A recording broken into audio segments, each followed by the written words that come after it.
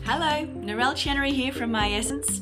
Welcome to everything you ever wanted to know about sunscreens, UV, SPF, aging, and skin cancer. We know a few things about ultraviolet radiation. We know it causes skin cancers, sunburn, it suppresses the immune system, and it causes skin aging. In fact, scientists believe that 90% of perceived skin aging is caused by UV damage. UVA rays constitute 90 to 95% of the ultraviolet light reaching the Earth. They have a relatively long wavelength, between 320 and 400 nanometers, so they are low energy but deeply penetrating into the skin. UVA rays suppress the immune system and cause skin aging. A for aging. UVB rays are shorter wavelength. They're 290 to 320 nanometers, so they're higher energy but less penetrating into the skin and are the primary cause of sunburn. So that's UVB, burn. UVB is strongest at the equator and during summer months. In contrast, UVA is constant throughout the year and even penetrates glass, so we get exposed to UVA, aging radiation, at work, at home, and even in the car. Skin cancer is the most common cancer, accounting for nearly half of all cases in the US and an astonishing 80% of all newly diagnosed cancers in Australia. Even though more people are using sunscreens than ever before, the incidence of skin cancer continues to rise. In fact, a number of studies conducted in the 1990s reported higher, not lower, incidence of the deadliest form of skin cancer, malignant melanoma, among frequent sunscreen users. There are three major forms of skin cancer. Squamous cell carcinoma, which is a slow-growing, treatable cancer. It's the second most common at about 16% of cases and primarily affects people who sunburn easily, they tan poorly, and have blue eyes and red or blonde hair. The most common skin cancer is basal cell carcinoma, accounting for about 80% of skin cancers. It occurs most frequently in men who spend a great deal of time outdoors and primarily produces lesions on the head and neck. Malignant melanoma is the rarest form of skin cancer, accounting for 4% of cases, but it's the most deadly. It's more prevalent among city dwellers than those who work outdoors. It doesn't occur necessarily in sun-exposed areas of the body, and it's thought to be linked to severe cases of sunburn in childhood and adolescence. Research into the links between sunscreen use and skin cancer by the International Agency for Research on Cancer has concluded that sunscreen use may decrease the occurrence of squamous cell carcinoma. Sunscreen use has no demonstrated influence on basal cell carcinoma, and sunscreen use may increase the risk of malignant melanoma. In 1991, Professor Johan Moen of the Norwegian Cancer Institute made an astounding discovery.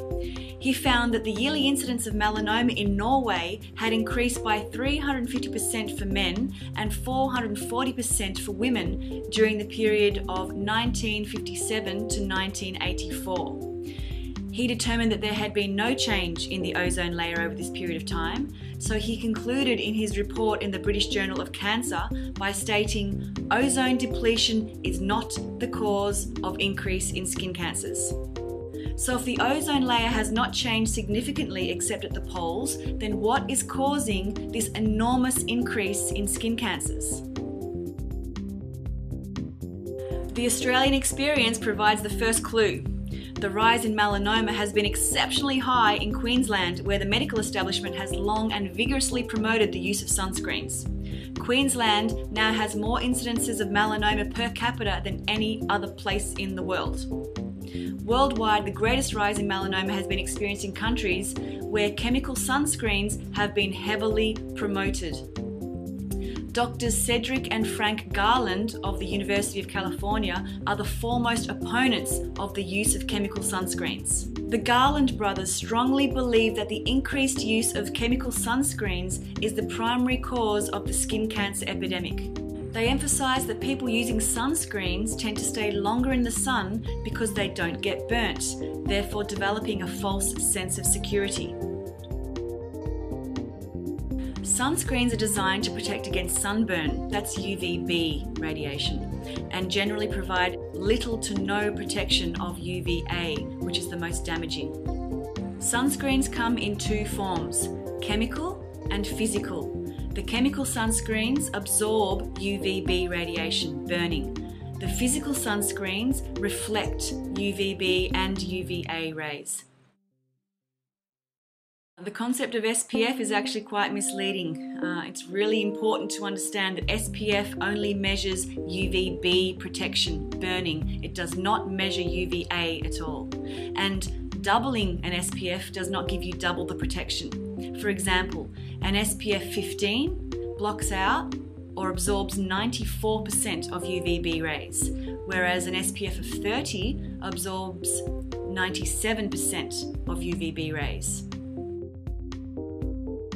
If your sunscreen doesn't contain a UVA protector, you'll be exposing yourself to the most damaging UVA aging radiation without even getting burnt.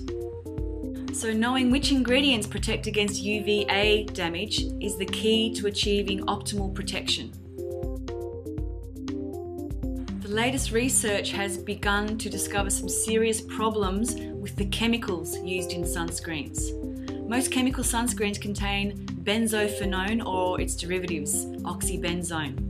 Benzophenone is one of the most powerful free radical generators known to man.